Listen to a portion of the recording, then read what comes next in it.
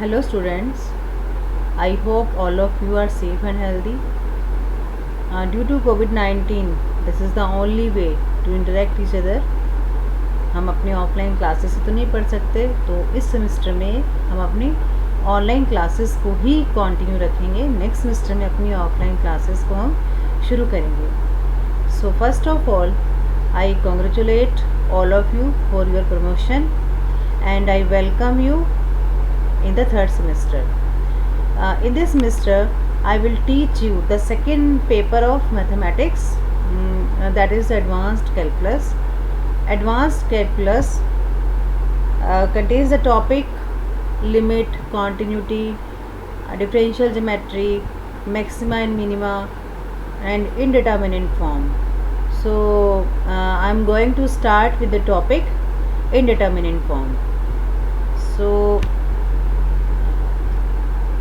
in this topic, what do you mean by indeterminate? Indeterminate means an unknown value. Unknown means के value हमें पता नहीं है। एक होता है कि नॉट डिफाइंड नहीं है, अनडिफाइंड वैल्यू, और एक है आपकी अननोन वैल्यू। तो यहाँ पर हम उस वैल्यू की बात नहीं कर रहे हैं जो डिफाइंड नहीं है, यहाँ पे हम अननोन वैल्यू की बात करेंगे। And an indeterminate form is an expression involving two functions whose limit can not be found from the limits of the individual functions. इसमें वो क्या कहना चाह रहा है कि अगर आपके पास कोई ऐसी सिचुएशन है जिसके अंदर उसमें दो ऐसे पावरफुल फॉर्मूले हैं कि दोनों के पास सेम पावर है, आप किसी एक को अप्लाई करके वहाँ से रिज़ल्ट नहीं दे सकते कि आपने एक के बेस पे कह दिया कि ये आंसर आएगा। तो वो जो केसेस हैं जिनको हम यहाँ पे स्टडी करेंगे, तो उस फॉर्म को वो क्या कह रहा है, indeterminate form. So let us see what is the difference between determinate and indeterminate form. तो first form is 0 upon infinity. अगर हम यहाँ पर 0 बाई इंफिनिटी की बात करें, और सबसे पहले हम बात करते हैं न्यूमरेटर की, तो न्यूमरेटर आपके पास है यहाँ पर 0। तो अगर हम 0 को लेके चलते हैं, यहाँ पे जो न्यूमरेटर है दैट इज़ अप्रोचिंग टू 0, और अब अगर जो न्यूमरेटर है वो 0 को अप्रोच कर रहा है और केवल एक यहाँ पे हमने रूल लिया, तो डिनोमिनेटर में जो मर्जी हो, अगर आपके पास न्यूमरेटर में 0 है तो दैट वैल्यू अप्रोचेस टू 0। हमने यहाँ पे इस जो ये वैल्यू है, ये जो लिमिटिंग वैल्यू है, हम इस 0 की बात कर रहे हैं। तो यहाँ पे हमने ये कहा, और अगर ये वैल्यू 0 को अप्रोच कर रही है, यहाँ पर जो मर्जी हो जाए, ये किसको अप्रोच करेगा, 0 को। अब हम बात करते हैं डिनोमिनेटर की, दैट इज़ इन्फिनिटी।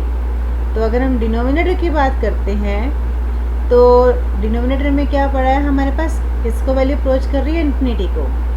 और हमें पता है कि अगर डिनोमिनेटर के अंदर वैल्यू इन्फिनिटी को अप्रोच कर रही है, यानी कि एक, और न्यूमिनेटर में जो मर्जी वैल्यू हो, अगर डिनोमिनेटर में वैल्यू 0 इन्फिनिटी को अप्रोच करेगी, तो टोटल वैल्यू जो है आपकी न्यूमिनेटर में कुछ भी वैल्यू हो, ये वैल्यू किसको अप्रोच करेगी, 0 को।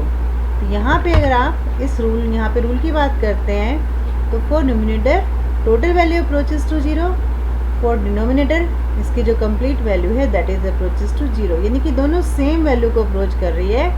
सो this is our determinate form because both number approaches to same value. अब हम अपनी बात करते हैं सेकेंड 0 बाई 0 फॉर्म। तो यहाँ पे आ जाते हैं हम इस न्यूमिनेटर के ऊपर। तो जो न्यूमिनेटर है वो आपका न्यूमिनेटर है यहाँ पर 0। सेम रूल है कि अगर आपके पास न्यूमिनेटर में वैल्यू 0 को अप्रोच कर रही है, डिनोमिनेटर में जो मर्जी वैल्यू हो, जो भी कुछ हो सकता है, तो टोटल वैल्यू जो आपकी है, ये वैल्यू आपकी कहाँ अप्रोच करेगी, 0 को।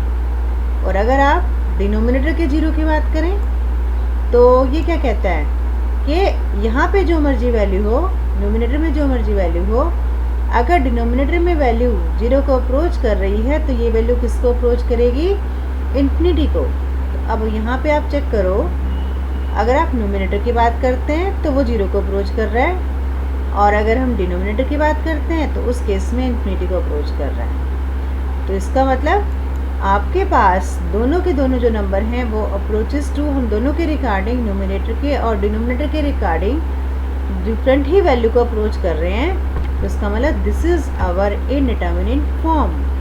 इसका मतलब है कि वैल्यू तो कुछ ना कुछ आएगी, लेकिन हमें नहीं पता क्या वैल्यू आएगी। वैल्यू अननोन है, ना कि अनडिफाइंड है, वैल्यू हमारी अननोन वैल्यू है।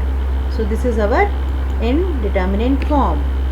Now there are some other indeterminate forms are, that is infinity by infinity, 0 into infinity, infinity minus infinity, 0 raised to the power 0, infinity raised to the power 0 and 1 raised to the power infinity।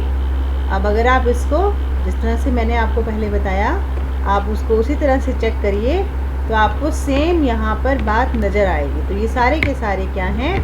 Indeterminate form. तो अब हम next अब जो इसमें एक होती है हमारी ट्रू वैल्यू। तो जो हमारी इनडिटर्मिनेट फॉर्म की जो लिमिटिंग वैल्यू जो जब आ जाती है सॉल्व करने के बाद, that is called the true value. और जो इन सब में अभी आपने बैक में जो वैल्यू स्टडी करी हैं वो सारी कितनी थी आपकी? टोटल 7 थी। तो उसमें जो सबसे स्टैंडर्ड फॉर्म है इन सभी डिटर्मिनेंट फॉर्म में, वो आपके पास है 0/0। तो हम जितने भी क्वेश्चंस करेंगे हम उसमें हमेशा ट्राई करते हैं कि अपनी जो भी फॉर्म्स हैं उन सबको 0/0 फॉर्म में रिड्यूस कर लें। Now we will discuss L'Hopital rule. ये आपको बुक्स में हॉस्पिटल रूल ये लिखा हुआ है, बट ये मिसप्रिंटिंग है। एस जो है वो गलती से मिसप्रिंट हुआ है। This is known as L'Hopital rule. L'Hopital rule provides a technique to evaluate limits of indeterminate forms. मतलब इससे हम जो इनडिटर्मिनेट फॉर्म है उसको हम यहाँ से एवेल्युएट करते हैं। जब तक आपके पास एक प्रॉपर वैल्यू नहीं आ जाती, मतलब कन्वीनियंट वे ऐसा नहीं आ जाता, जब तक कि उसकी वैल्यू ना निकाल लें तब तक हम इसकी एप्लीकेशन को बार बार रिपीट करते रहते हैं। और जब हमें एक एक्सप्रेशन ऐसा मिल जाता है जहाँ से हम वैल्यू निकाल लें तो वहाँ तक हम इसको करते हैं और वैल्यू आ जाती है। And this rule is name, जिसका जो ये है फ्रेंच मैथमेटिशियन है विलियम डी लॉपिता, 17th सेंचुरी का, 1661 to 1704।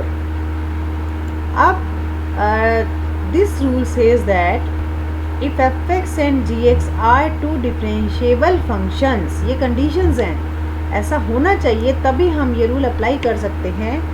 so if fx and gx are two differentiable functions and f of a equal to 0 equal to ga, then limiting value of fx upon gx equal to limiting value of their derivatives.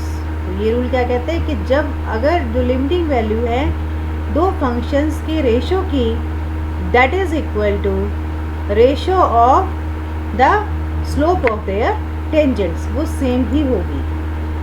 अब हम देखते हैं इसके proof को।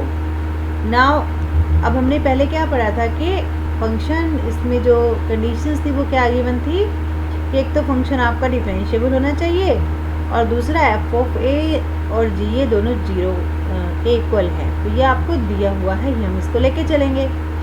Now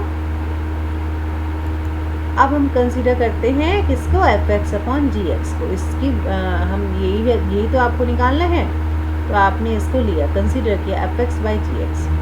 now F of A और G ए क्या है? ये दोनों तो 0 के इक्वल हैं, तो माइनस कर देते हैं दोनों, तो एफ एक्स माइनस 0 जी एक्स माइनस 0। अब जो आपके पास हम यहाँ पे जो लिमिट ले रहे हैं वो ले रहे हैं x approaches to a. X आपका ए के इक्वल नहीं है, ए की तरफ अप्रोच कर रहा है। तो अगर एक्स ए के इक्वल नहीं है, इसका मतलब we can divide numerator and denominator by X minus A. तो ये एक्सप्रेशन आ गया। Now taking limiting value of F X upon G X. So limit x approaches to a, fx by gx equal to limit x approaches to a, fx minus fa upon x minus a upon gx minus ga upon x minus a।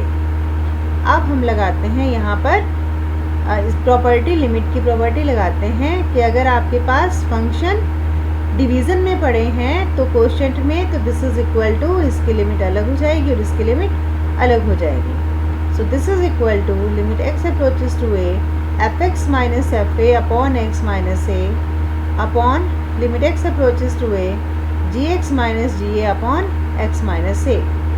अब ये किसका formula है? ये तो formula आपके पास है F dash a का, और ये फॉर्मूला किसका है? जी डैश ए का, f dash a upon g dash a, and this is equal to limit x approaches to a f dash x upon g dash x.